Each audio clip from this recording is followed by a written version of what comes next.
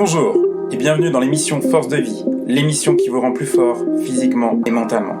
Je m'appelle Laurent Duchesne et je vous souhaite un bon voyage dans ce nouveau podcast.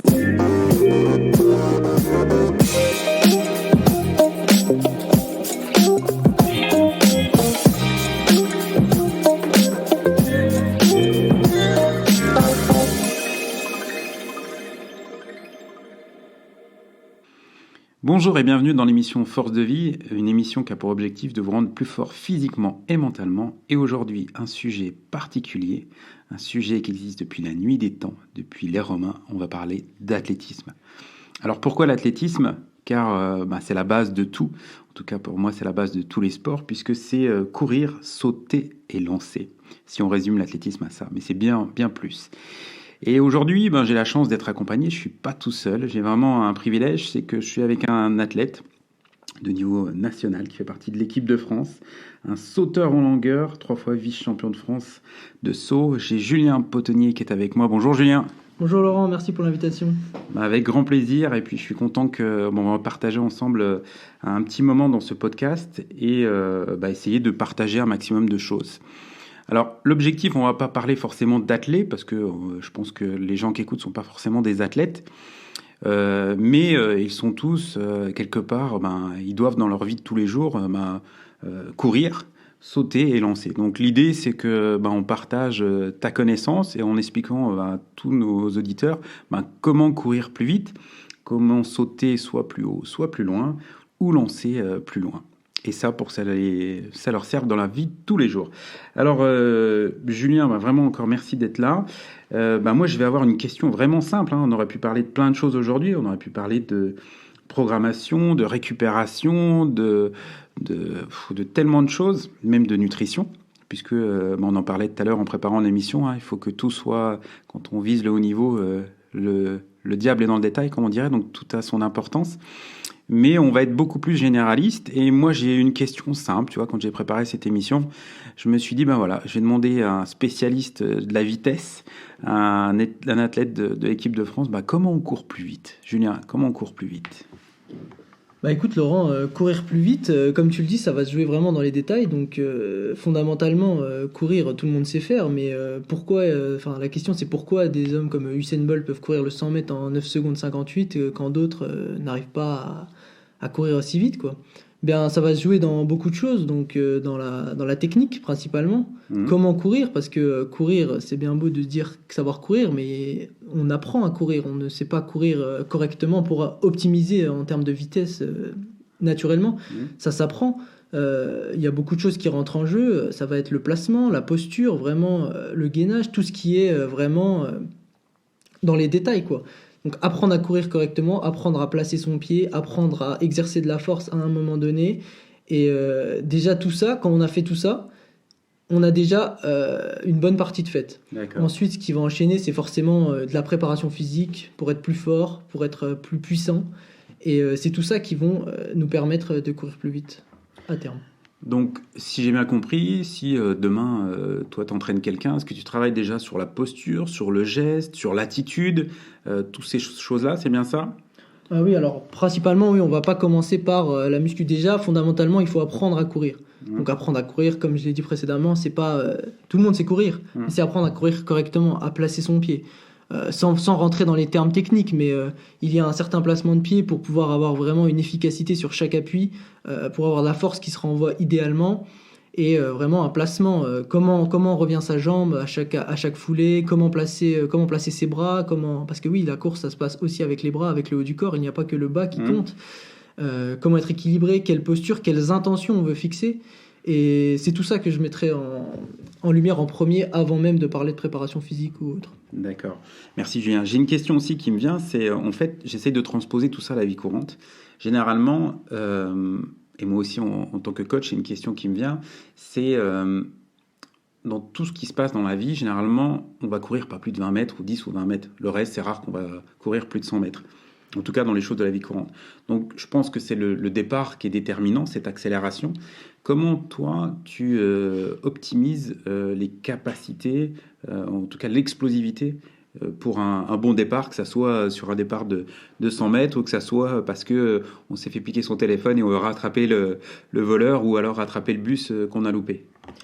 Mais écoute Laurent, pour faire un parallèle avec un sujet qu'on a déjà évoqué entre nous, même en préparant cette émission, eh bien ça peut déjà se jouer dans la respiration. Savoir inspirer, savoir expirer au bon moment.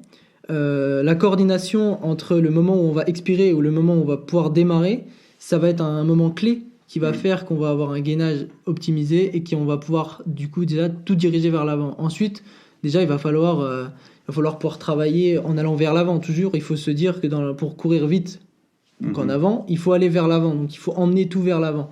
Donc pour progresser, déjà dans la vie de tous les jours, il faut déjà savoir être explosif. Puis après, ça va aussi dépendre beaucoup du tempérament de chacun. Hein. Il y a des gens qui ont plus tendance à être nerveux que d'autres. Et ça peut vraiment énormément jouer aussi sur un départ.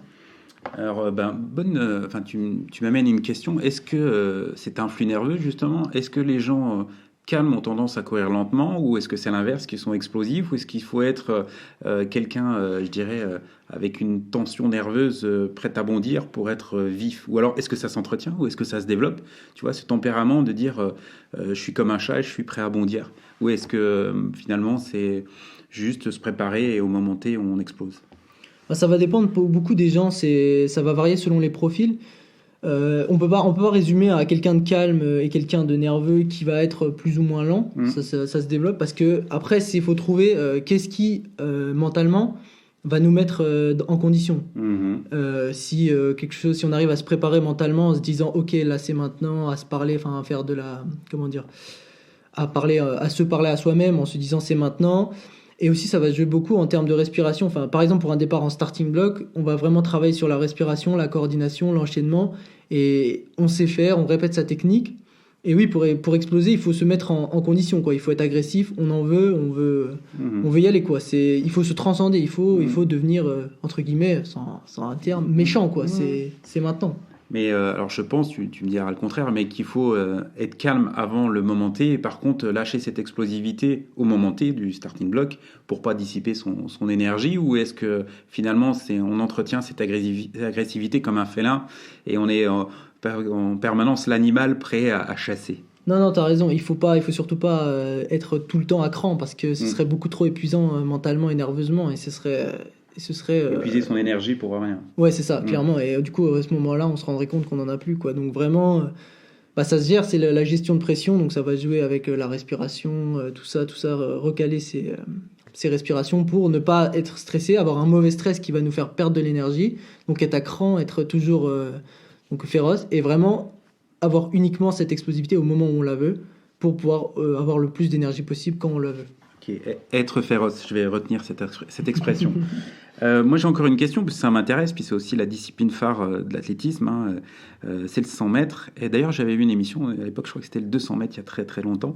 Mais pour toi, quel est, puisqu'on parlait de départ, d'explosivité, quel est le pourcentage, on va dire, de réussite d'un 100 mètres dans le départ? Est-ce que le départ est vraiment, tu vois, la chose qui fait que 50%, si tu as un bon départ, finalement tu gagnes la course quelque part ou pas? Moi, je vais dire que ça se joue à 99% dans le départ. On aura toujours Usain Bolt qui va nous prouver le contraire avec ses multiples sorties où on le voit par exemple je sais plus c'était en quelle compète où il trébuche à moitié, il est à moitié tombé et il gagne sa série au final, mais c'est parce que c'est vraiment un parmi les millions. Mais sur du sprint court comme 100 mètres, le départ c'est ce qui va régir la course. Si on est à l'aise au départ, qu'on a bien exécuté, on va pouvoir se sentir bien et pas avoir besoin de, entre guillemets, se dire qu'il faut rattraper. Et c'est là, à ce moment-là, qu'on va se crisper, qu'on va détériorer sa technique, qu'on va vouloir trop en faire pour au final que ce soit néfaste et que ça nous pénalise dans notre performance. Ok, merci, intéressant. Alors, on va voir 3 sujets. Hein. On a parlé de courir. Donc maintenant, on va parler du saut, une discipline qui te tient à cœur. Hein. Alors, comment on saute loin, Julien? D'ailleurs, est-ce que tu pourrais me dire quelle est ta performance, toi, en saut au jour d'aujourd'hui? Alors, donc déjà, pour répondre à ta question, donc, ma meilleure performance, mon record personnel, j'ai fait 7,68 m au saut en longueur. Bon, je sais pas si ça va parler à grand monde, mais En tout cas, s'ils sont dans leur salon, dans leur voiture, c'est pas au-dessus de la voiture. Hein. Ah, ok, ça marche.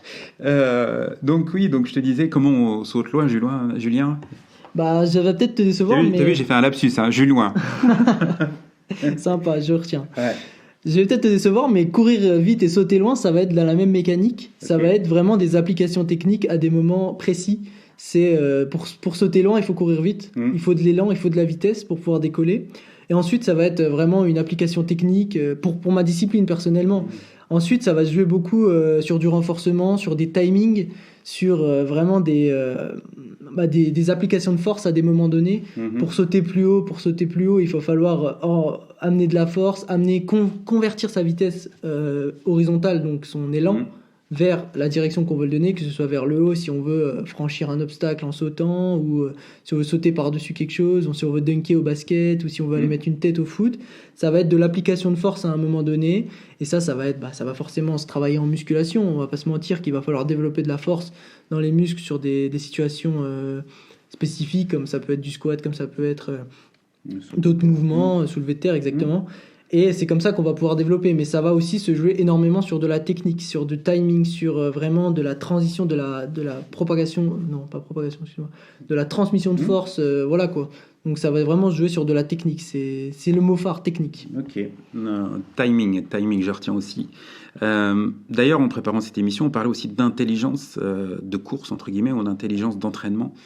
Et quand tu me parles là, je vois un saut et quelque part c'est de la physique aussi quelque part. Donc est-ce que toi d'ailleurs tu travailles en vidéo, ou les gens que tu coaches, est-ce que tu travailles beaucoup avec des moyens, on va dire techniques comme la vidéo? Est-ce que tu analyses ces poussées, ces choses comme ça, ou alors finalement tu laisses faire les choses et tu vis le saut, ou est-ce que tu utilises les deux? Comment tu gères ça? Pour te dire, donc moi personnellement en tant qu'athlète et en tant que coach, j'utilise énormément la vidéo parce que je trouve que c'est le meilleur moyen de faire prendre conscience à son athlète ou à soi-même ce que tu veux lui dire. C'est beaucoup plus parlant. Quand tu vas lui parler, il va comprendre sur le coup, mais si tu lui montres en lui parlant, je trouve que c'est vraiment communicant, quoi. Il va direct voir de quoi on parle, de quoi il s'agit, et je trouve que c'est hyper intéressant. Après, donc moi dans ma licence, dans mon cursus, j'ai eu des cours de vidéo, donc d'analyse vidéo et tout, pour vraiment mettre en évidence les éléments techniques à montrer, avec que ce soit des montages vidéo, des ronds qu'on insère dans la vidéo pour montrer des zooms, etc. Je trouve ça hyper intéressant, mais même ça serait plus a posteriori, parce que tu peux pas faire le montage entre deux sauts, quoi. Mais sur le coup, moi je trouve que filmer un saut c'est beaucoup plus intéressant que de le regarder, parce que techniquement toi tu l'auras en tête, mais ton athlète lui ne pourra pas se revoir d'un point de vue externe. Bien sûr.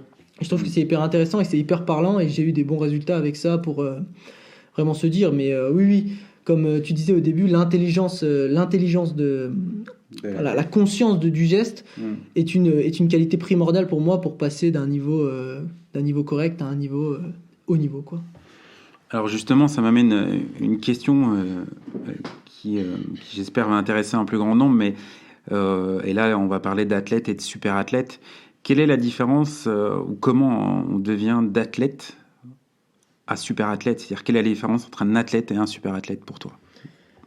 Pour moi, si on définit athlète et super athlète, donc de franchir le cap entre très bon et excellent, eh bien pour moi, ça va donc forcément on aura les paramètres génétiques qui vont rentrer en compte, hein. Et bien évidemment la génétique de base, la taille de l'athlète, la force naturelle de l'athlète, la musculature de l'athlète vont rentrer en compte. Mais pour moi, je pense que dans une discipline comme la mienne, donc là je pars spécifiquement par exemple à l'athlétisme, mais je pense qu'à toutes les disciplines techniques, il va y avoir la conscience du geste qui va rentrer, parce que comme j'ai pu le dire précédemment, pour être très bon dans une discipline, c'est entre guillemets assez facile, surtout en athlète. Quand t'es grand, tu cours plus vite. Enfin, quand t'as plus de force, tu cours plus vite. Donc, t'as plus tendance à courir vite. Mais il y a un moment où ça va plus suffire. Et ça va se jouer sur vraiment des détails techniques extrêmement fins et extrêmement, entre guillemets, compliqués à comprendre et à appliquer. Et c'est ça qui va faire la différence. Parce que c'est à ce moment-là parce qu'il y a vraiment des détails qui peuvent faire gagner énormément, quoi. Une pose de pied, une orientation, un angle d'impulsion, tout va faire que ça va changer la suite du saut, et c'est ce qui va faire une différence entre un mec qui fait, pour ma performance, 7,50 m et un mec qui va faire 8 mètres par exemple. Et c'est comme ça, pour moi, je trouve qu'on peut passer un cap, et c'est pour moi une qualité qui est trop peu mise en avant, la conscience technique et l'intelligence technique par rapport à la génétique physique ou autre de l'athlète, quoi. Ben, en fait, c'est ce que j'ai remarqué un petit peu en te côtoyant et en voyant les gens que tu coaches, c'est-à-dire que, et ce que tu fais toi personnellement, c'est-à-dire que tu ne laisses absolument rien au hasard, que ce soit, je veux dire, chaque mouvement que tu fais est dans le contrôle et tu sais, enfin, tu te prépares un objectif et tu ne laisses dans ta préparation absolument rien au hasard, que ce soit une minute de sommeil gagnée, pour toi, elle est importante. Ouais, exactement, c'est ça. Bah, à un moment, si on veut passer un cap, pour moi, il faut savoir faire ce qu'il faut. Il y a un moment où ça n'existe pas, la réussite sans travail. Il n'y a pas de hasard. hasard. C'est ça, il n'y a pas de hasard. Il n'y a pas de miracle. C'est exactement ça. Si on est bon, c'est qu'on l'a mérité, c'est qu'on a travaillé pour. Et c'est ce que j'essaie d'enseigner dans mes coachings, c'est que vraiment, tout est important. Ça veut dire qu'on va commencer à s'échauffer. Beaucoup de gens, l'échauffement, pour eux, c'est quelque chose qu'il faut faire, ils le savent. Mais ça va pas être quelque chose où on va s'appliquer techniquement. On sait ce qu'on doit faire, on va le faire un peu mécaniquement, par répétition, par habitude. Mais pour moi, c'est vraiment à ce moment-là qu'il faut être concentré, qu'il faut être vraiment précis, parce que c'est les fondamentaux. Et si on n'est pas bon dans les fondamentaux, on sera pas bon dans ce qui est vraiment important pour gagner des centimètres. Et c'est cette rigueur, je pense, qui fait passer aussi exactement un athlète à un super athlète. Merci, ça me fait penser à d'autres choses et on parle beaucoup moi j'aime bien ce mot, cette phrase, ce pouvoir de l'intention, c'est-à-dire quelle intention on met dans son geste, quelle intention on met dans son objectif, et si on a l'intention ferme, généralement on y arrive, mais si on fait pour faire, finalement ça ne sert pas à grand chose, en tout cas ça va pas mener loin. C'est ça, exactement.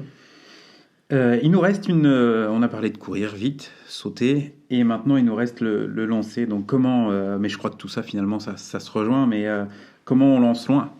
Bah, lancer loin, là je vais pas te mentir que c'est quand même moins dans mes compétences. C'est une discipline que j'ai beaucoup moins côtoyée, plus quand j'étais jeune, parce que en athlète on t'incite à faire beaucoup d'épreuves. Mais ça reste de la mécanique. En termes de technique, c'est des détails. Ça veut dire que, ok, on va pouvoir faire autant de muscu qu'on veut, être aussi musclé qu'on veut, être aussi fort qu'on veut. À un moment, si on n'est pas placé techniquement, si on n'est pas conscient techniquement de ce qu'on fait dans un lancer, on n'ira pas loin, quoi. Donc c'est vraiment, ça va vraiment jouer sur de la rigueur et vraiment des intentions. Donc comme tu dis, le pouvoir de l'intention, c'est vraiment ça. Là, c'est vraiment, tu résumes exactement ce qu'il faut, quoi. C'est vraiment j'ai l'intention de lancer loin, j'ai l'intention de faire ceci, qui va être un détail mineur, qu'on va se dire, mais ça change rien, alors que si, ça change tout, et c'est ce qui va faire la différence entre un mec qui fera 10e aux Jeux Olympiques et celui qui fera champion olympique. Merci Julien, merci en tout cas pour ça. On sent bien, toi, que tu as l'intention ferme de réussir, ça se sent dans tes paroles, et que tu es en même temps passionné. Et c'est aussi ce qu'on ressent dans les gens que tu coaches, dans ta façon de coacher. Donc les gens, s'ils veulent te retrouver, te suivre, ils peuvent suivre, tu as une page Facebook, Julien Potenier, tu as un compte Instagram, même si je sais que tu n'es pas fan des réseaux sociaux, et moi je te comprends, mais par contre tu bosses énormément et plutôt tu es dans les backstage, on va dire, mais tu fais un boulot de dingue. Donc les gens peuvent te trouver, tu as un site internet, tu as quelque chose? Non, pas encore. Mais, ils peuvent me contacter via mes réseaux Messenger sociaux, et autres. Messenger, d'accord. Facebook, tout ça. Voilà. Ok, merci Julien. C'était Laurent Duchesne. Donc moi, si vous voulez suivre mon actualité, c'est laurentduchesne.fr. Et puis n'hésitez pas à contacter Julien. C'est quelqu'un qui va loin, c'est Julien, voilà. Ok, merci Julien. Oh là là, finalement c'est pas possible. Merci à toi Laurent pour l'invitation. Écoute, avec plaisir, et puis je te souhaite vraiment plein de réussite. Merci et puis vraiment d'aller très très très très très loin, que le sautoir soit plus assez loin pour toi. Ça marche, merci beaucoup Laurent. Allez, merci à tous, c'était l'émission Force de Vie pour ce podcast, décidément je bégaye aujourd'hui, donc de ce podcast dédié à l'athlétisme, et l'athlétisme c'est courir, sauter, lancer, c'est la base un petit peu de tout. Allez, prenez soin de vous, soyez forts et à très vite, merci.